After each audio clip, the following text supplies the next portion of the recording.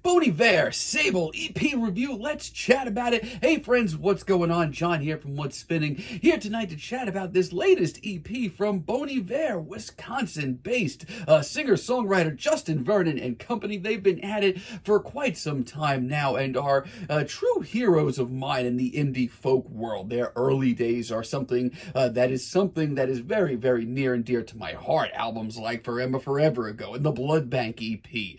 These albums were much more than just very whisper quiet, very warm folk records. These were emotionally massive records that are just bleeding with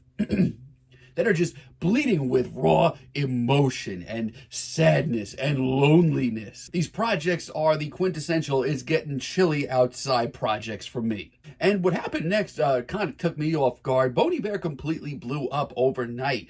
His follow-up Bon Iver project, the self-titled one, ended up winning Album of the Year at the Grammys. All of a sudden, Justin seemingly was everywhere, and honestly, I was pretty lukewarm about the record at the time. I thought it was pretty in parts, but I thought that it was a little bit too much after just how simple his first two projects have gone. Now, in the years since, I've grown to do nothing but adore the record. I mean, God, it is just so beautiful and classily put together. And, you know, I do get the hype these days. Now, once again, I was shocked with Justin's next move after the self-titled album. Yeah, the 22 A Million project, which alienated a lot of his listeners. Gone was the whisper quiet, rustic folk of his first few recordings, and in its place was very woozy, synth-heavy, art pop and folktronica. And it did take me a few listens, but eventually I did warm up to it. But this was sort of the sound that Justin was going to be working with going forward. And around his I album, I did start to worry about it a little bit, at least. It was a little bit more choppy of a record. It wasn't as consistent, but still, I did enjoy the thing.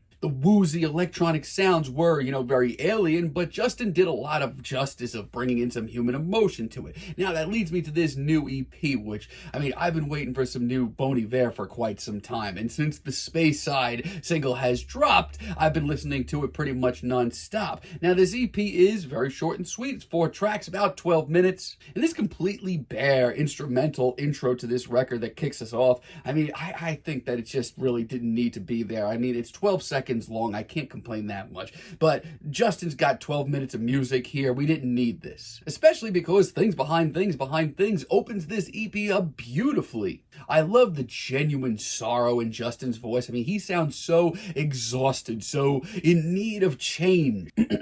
But it also has a little something special. It has that raw emotion, that incredible sadness of Justin's early work. And honestly, I haven't heard him play with this much emotion since then. There isn't a vocal effect in sight. There's no synthesizers either. This EP is very much Justin going back to basics. And if that's something that you've been starving for, you're going to love what you're hearing. It's just a very intimate, old school, rustic, one-on-one seeming performance from Justin, and it's really great. Space Side is up next, and like I said, I've been playing this pretty much non-stop the last month. I honestly think it's spectacular. I love the very, very stripped-down riff. The alternative country vibes are nice as well, and Justin's impossibly smoky performance, it's great.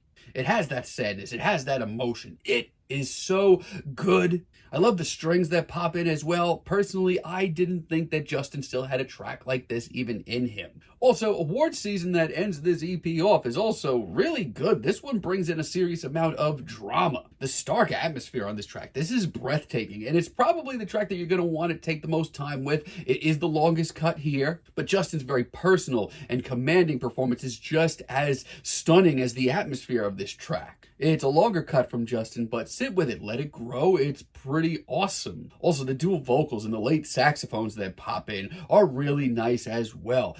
This EP is very short, criminally short. Like, I would have very much hoped that we could have gotten maybe 1 or 2 more tracks on here, but outside of that, while the instrumental intro didn't need to be here, and I still don't understand its place, gonna be real with y'all, these are 3 of the best tracks that Justin has put out in years. The raw emotion is here, it's stripped down, it's rustic, and it just has that intense sadness and exhaustion of his early music. If you have been wanting Justin to take things a step back, this is gonna be an EP that you're gonna want to listen to immediately, and the material that we do get here, while it's short, probably too short for my liking, it's still still 3 of the best folk tracks you're going to hear this year. I'm feeling a very strong 7 on this EP, but let me know down below what you would like for me to chat about in the future. And until next time, have a great day, friends.